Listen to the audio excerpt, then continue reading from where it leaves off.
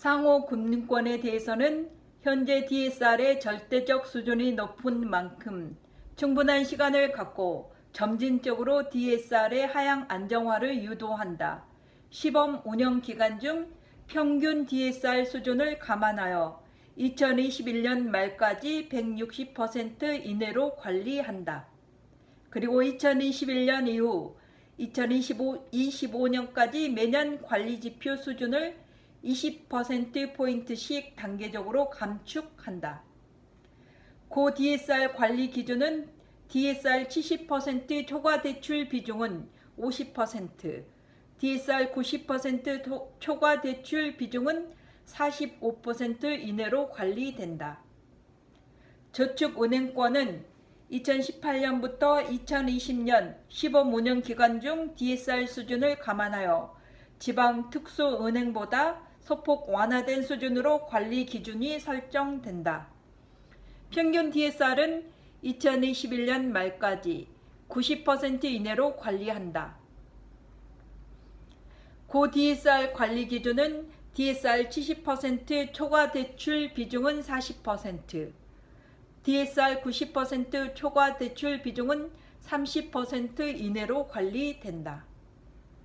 보험업권에 대해서는 시범 운영 기간 중 DSR 수준을 감안하여 지방 특수은행보다 강화된 수준으로 관리 기준이 설정된다. 평균 DSR은 2021년 말까지 70% 이내로 관리하도록 설정되며 고 DSR 관리 기준으로 DSR 70% 초과 대출 비중은 25%, DSR 90% 초과 대출 비중은 20% 이내로 관리하도록 예고 중에 있다. 여전업권에 대해서는 카드사, 캐피탈사 간의 주력 대출 상품이 상이한 점 등을 감안하여 카드사와 캐피탈사로 구분하여 각각 관리 지표를 설정하였다. 카드사의 평균 DSR은 60%, DSR 70% 초과 대출 비중은 25%, DSR 90% 초과 대출 비중은 15% 이내로 관리된다. 캐피탈사의 평균 DSR은 90%, DSR 70% 초과 대출 비중은 45%, DSR 90% 초과 대출 비중은 30% 이내로 관리된다. 3. 예적금 담보대출, 보험계약대출 DSR. 현행의 방식으로는 예적금 담보대출 DSR 산정 시 원금 상환액과 이자 상환액을 모두 반영하고 있는 반면 2021년부터는 DSR 산정 시 이자 상환액만 반영된다. 원금 상환액 미반영 사유는 첫째, 담보가치의 변동성이 낮고 환가성이 높다는 점. 둘째, 담보와 대출 원금 관계로 볼 때 담보와 대출 원금 간 즉시 상계가 가능하고 차주가 담보 자산을 자유롭게 처분하여 원금 상환이 가능하기 때문이다. 단 보험계약 대출에서는 2019년 현재 DSR이 적용되고 있지 않다. 그러나 2021년부터는 보험계약 대출을 받을 때에는 보험소비자가 약관에 따라 신청 시 거절 불가한 보험계약 대출 특성상 DSR을 산정하지 않지만 다른 업권의 대출 DSR 산정 시에는 이자 상환액을 반영하도록 한다. 대부업 대출 역시 보험계약 대출과 마찬가지로 2019년 현재 DSR 산정에 포함되지 않고 있다.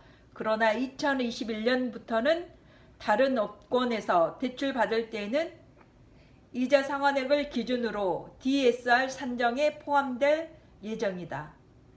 이러한 DSR 규제는 2021년까지 저축은행 90%, 보험업계 70%, 카드사 60%로 관리되며 차주의 증빙, 인정, 신고소득을 확인하여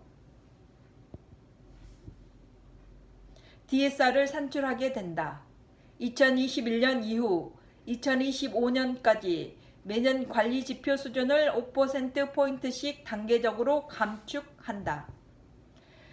가계대출의 소비 증빙 대출로 기존 대출자에게 원금 상환 압박이 시작되면 이번 내환 위기 상황에서 다중채무 가계대출자들에게는 지옥을 선물하게 될 것이다.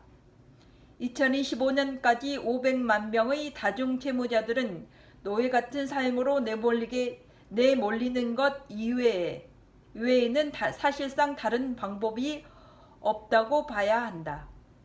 DSR 등 각종 대출 규제는 제1, 2금융권의 문턱을 높이는 것뿐만 아니라 대부업계의 대출까지 축소시켜 다중채무자는 물론 한계 가구에게는 아예 접근을 막아버리는 꼴이 되었다. 전체 가계대출 차주의 DSR이 2012년 말 34.2%에서 2018년 2분기 말 38.8%로 4.6%포인트 상승하였다.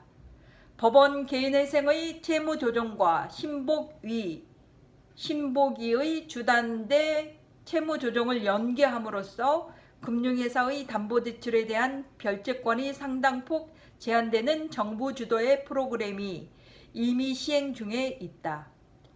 원리금 상환을 원금과 이자로 구분하면 대출 누중으로 소득 대비 원금 상환 부담이 계속 상승한 반면 소득 대비 이자 지급 부담은 저금리 등으로 하락하다가 2016년 4분기 이후 대출금리 상승 등의 영향으로 높아졌다. DSR 중심으로 여신 관리를 변경하는 것은 담보 및 대출건별 관리에서 차주별 위험 관리로 변경된다는 의미다.